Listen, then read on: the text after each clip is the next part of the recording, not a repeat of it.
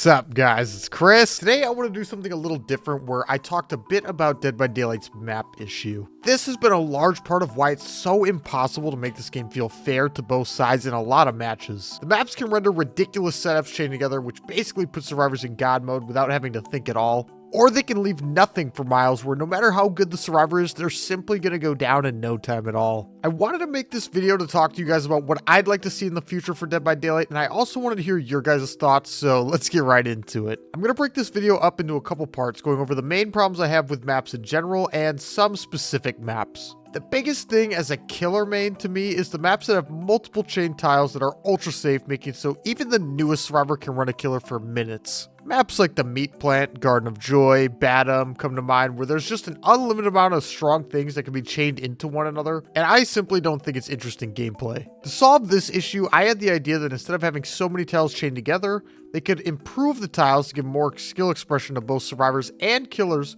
but also remove a lot of the filler pellets and things that chain into other loops. More 50-50s instead of 20 pre-droppable god pellets like on the Meat Plant means more engaging gameplay on both sides and actually justifies what behavior calls skill-based matchmaking. Now, this is only me going over loops themselves. The fact that almost every generator nowadays spawns in an ultra-safe structure or with a pallet literally on top of it also means pressuring generators is always going to take significantly longer no matter what you do as the killer. I think survivors should really have to pay attention and not be able to stick generators in killers' faces, so spreading out gens from ultra safe tiles means that when they hear or see the killer coming, they have to start moving immediately to not give up free hits and downs. Along the same lines with generators, some maps just simply have impossible spreads. I get that behavior wants to solve the 3-gen issue because it can be extremely boring playstyle for both sides, but at the same time, we need to look at maps like Rotten Fields, where you'll simply never be able to cover every gen unless you're an ultra high mobility killer. There are also maps like Haddonfield in the mix, which require the killer to announce they're on their way with their terror radius, and the survivors are on a second floor generator pretty much every corner of the map,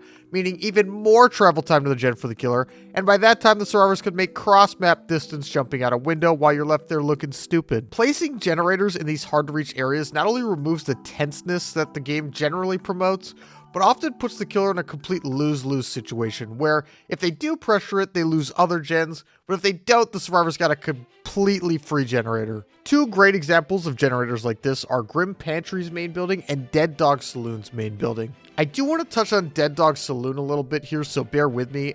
This map has almost the complete opposite problem with gen spreads. And again, I'm not just sitting here saying we need to make the maps better for killer, I'm talking both sides, just overall gameplay. You can have a 3-gen in basically any area of this map if you'd like to play around it, which is a great idea for the majority of killers on the roster, and being put into situations where this gameplay feels necessary is extremely boring in my opinion. To recap on this point, set up the generators farther from extremely strong tiles, but don't make the spread of generators 5 feet away from each other or in impossible distances from each other. I personally think the main reason so many of these problems get left unchecked is because behavior generally balances for survivors who aren't any good at the game. And it's fine to not balance your game around the top 10% of players, but at the same time it should be balanced around the middle 50%, not the bottom 50%.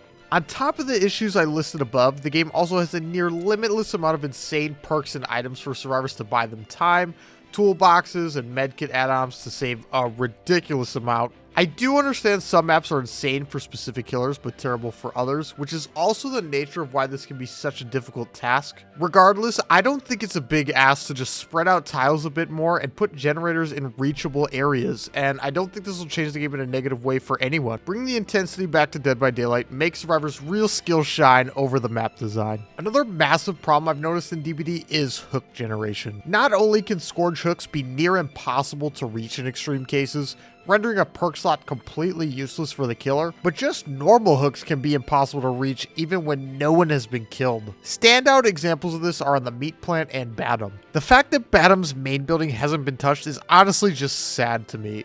This bottom of main area is so disgustingly abusable by even the worst survivors, and all it takes is one perk slot. If someone goes down in the bottom of this building and they have a teammate with breakout, you have absolutely no choice but to leave them and play around them bleeding out. This means that the other 2 survivors on the team can simply keep cooking out generators that you cannot pressure because you need to be holding 3 near this area or you have no chance of winning. All Behavior has to do is spawn a guaranteed hook in the bottom of this building and the problem's completely solved.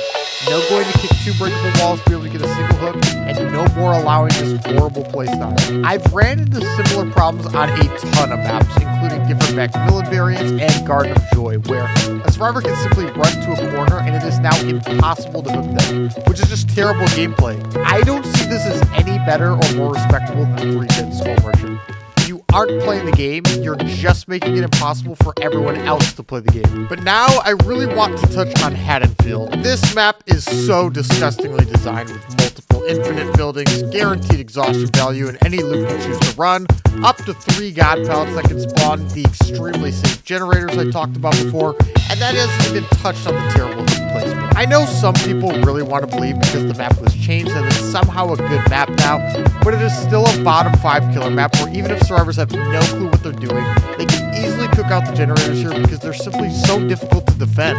The map has a wide open middle area where survivors can do generators and see the killer coming from across the map, and then the rest of the generators are on second floors or in the infinite loops where actually pressuring a survivor means probably losing 2 generators if you don't have an insane chase power. I would understand if the bad map design was a one-off here and there because Behavior does try a lot of different stuff when it comes to maps, but it has been so consistently survivor favored for the past couple of years that I'm beginning to wonder what their game plan is. Stacking these insanely strong maps with all the base kit buffs to Survivor recently and base kit nerfs to Killer, and it has me a bit worried for the game's future. If we can take care of this issue, I can see this game lasting a lot longer, but Behavior and the community need to be more focused on trying to create fun maps that are interactive and don't play themselves. But I do want to hear your guys' thoughts on this stuff because I've talked long enough and I do appreciate you watching this entire video, but I would love to hear your thoughts in the comments below. So please let me know what you guys think and I'll catch you guys in the next one.